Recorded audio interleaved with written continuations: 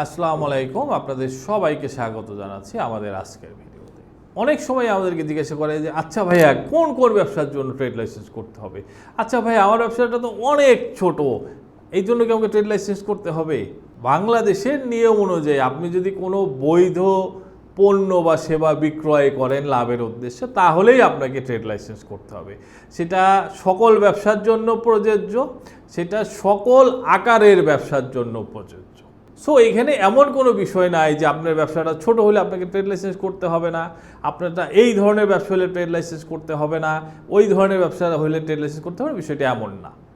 ব্যবসা হলেই, ব্যবসা করলেই আপনাকে ট্রেড লাইসেন্স করতে হবে। এইটি হচ্ছে ব্যবসার প্রথম এবং প্রধান ডকুমেন্ট। এটি ছাড়া ব্যবসা করা মানেই হচ্ছে আপনি একটি অবৈধ কাজের সঙ্গে সম্পৃক্ত হওয়া, তা সম্পৃক্ত আছেন। অবশ্যই আমরা ট্রেড লাইসেন্স নিয়ে ব্যবসা করব। ভালো থাকবেন, সাথে থাকবেন। ধন্যবাদ সবাইকে।